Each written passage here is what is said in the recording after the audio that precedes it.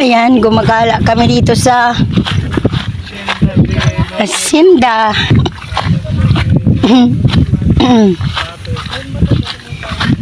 Napapaos ako guys. Sobrang init dito. Uminom ako ng malamig na tubig. Tapos bilang napaos.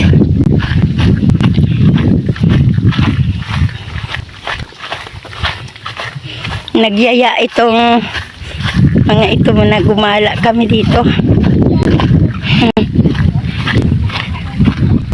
Ito yung rancho ng mga baka. Yan. Pero yung mga baka nandun sa tabing dagat. Wala sila ngayon dito.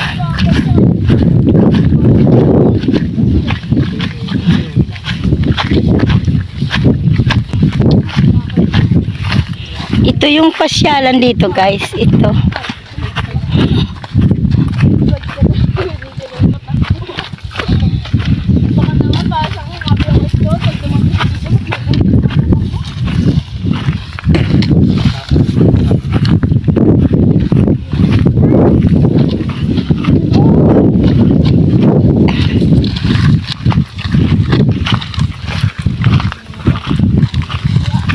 Daming kawayan, no?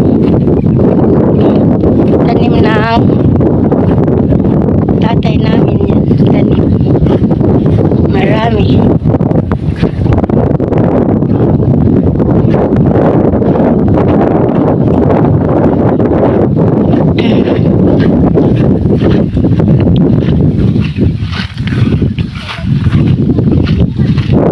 Dito guys,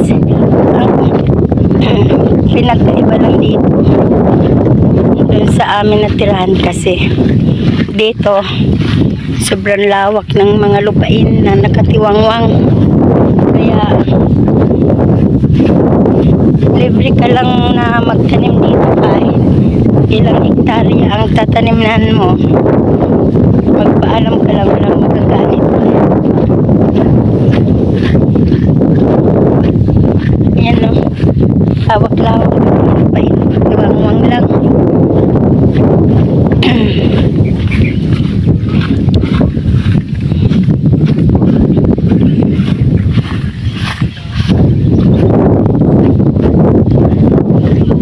Gala-gala lang kami guys kasi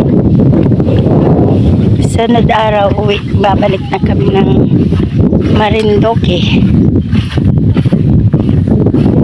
Ayan, no? Yung dyan, pwede dyan magtanim. Ang pagtanim dito guys ay napaararo sa kalabaw kasi mga pantay ang lupa. Yan, no? Ang taba katulad yan, mataba yung talahib. Ang tanim dyan ay mataba rin.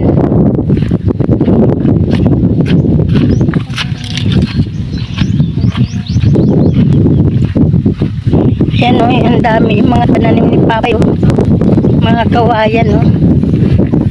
Ang dami. Hindi na tayo ata makatawid pagkawalo dyan.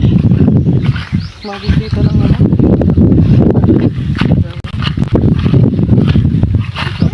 Nakakamis lang kasi.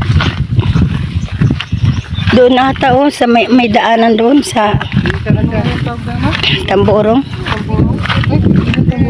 Ay, Sagop. Ay, sa Ligtong. Yun, may bunga ang mga bayabas. Baka may hinog. Matamis ang bayabas dito kasi mga native. Wala pang hinog. Hindi pa uso. Yun, may nakita akong hinog. Ayan, ang daming bunga, oh. Yan.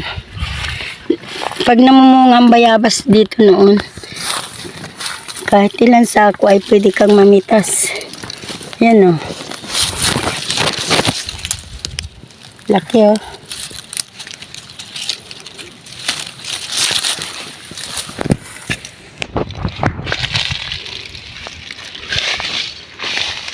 Mga hilaw pa yung iba.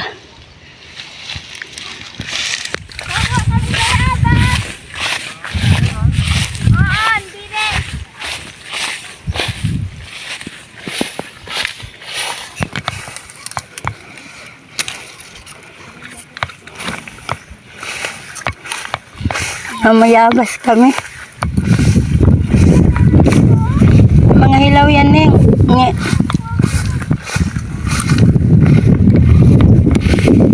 Ang tamis. Ang bilyok.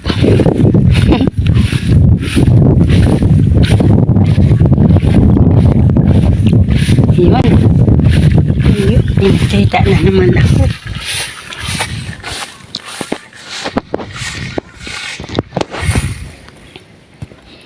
Ayan o. Ayan. Oh. Kunin mo ni. Kunin mo. Ayan. Ayan pa o. Kunin mo ni. Kaya nahawakan ko yung cellphone. Ayan o. Dako, good. Dito sa likod. Patingin. Ay, sandali. Patingin. Yun. Meron pa dako dun.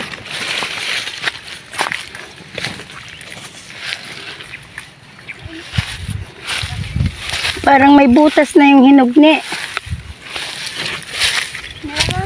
Pag na yan. Pagpagin lang. Kinainan na ng ano, ng ibon. Ako paus pa rin ako. Sana bukas hindi na ako paus.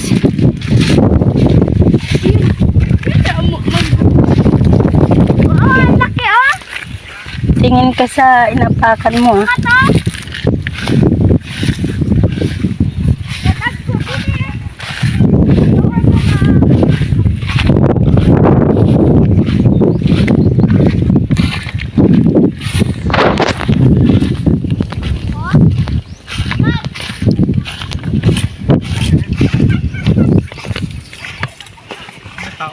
Ah, Laki na.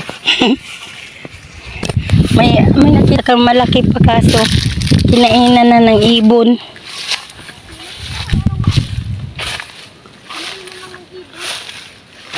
Ito yung inyam.